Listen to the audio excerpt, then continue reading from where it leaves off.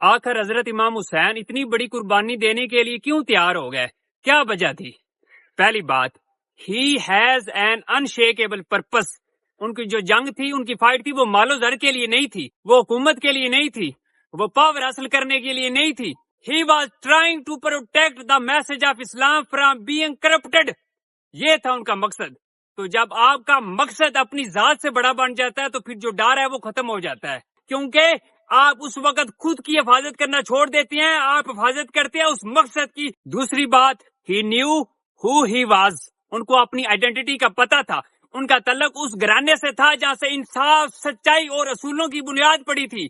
So he knew who he was and what he stood for. تو جب ایک انسان کو اپنی شناخت اور اپنی آئیڈینٹی کا پتہ چل جاتا ہے نا، تو اس کو کوئی چیز توڑ نہیں سکتی. He is unable to break down. اور تیسری بات، he accepted the reality completely. Karbala روانہ ہونے سے پہلے ان کو پتہ چل چکا تھا کہ وہ شہید ہو جائیں گے، اس لیے انہوں نے اپنے کمپینینز کو کہا کہ جو جانا چاہتا ہے چلا جائے، کوئی جبر نہیں ہے کسی پر، کسی کو کچھ نہیں کہا جائے گا. انہوں نے ریالٹی کو ایکسپٹ کر لیا تھا، انہوں نے کوئی غلط امیدیں نہیں دلائی، ان کو کوئی الوژنز نہیں تھے. تو جب ایک بندہ ریالٹی کو ایکسپٹ کر لیتا ہے تو اس کو جو اس کی وجہ سے پیس ملتا ہے اندر، اس کو کوئی دوسرا بندہ سمجھ نہیں سکتا. اور چوتھی بات، his connection with اللہ تعالیٰ was unbreakable. تو جو 10 محرم کی رات تھی، ساری رات انہوں نے عبادت میں گزاری، اللہ تعالیٰ کا ذکر کیا، تلاوت کرتے رہے. تو جب آپ کا کریٹر کے ساتھ ریلیشن اتنا اسٹرانگ ہوتا ہے تو پھر فیر کے لیے کوئی جگہ نہیں بچتی آپ کے جسم کے اندر. تو یہ جو اللہ تعالیٰ سے محبت تھی، یہ جو اسپرچول اسٹرینتھ تھی، یہ اس بڑی قربانی کی بیس تھی. آخری بات، ہی چوزڈ پرنسپلز اوور کمفرٹ.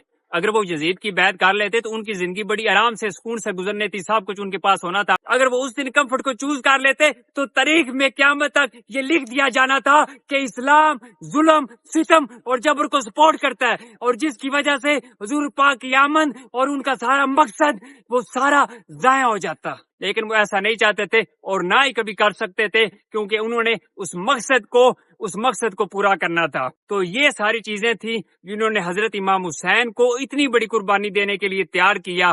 اور ہمیں ان کی قربانی سے یہ سبق ملتا ہے کہ اگر زندگی میں کچھ اچیو کرنا ہے، اگر کچھ حاصل کرنا چاہتے ہو تو اس کے لیے قربانی دینی پڑے گی.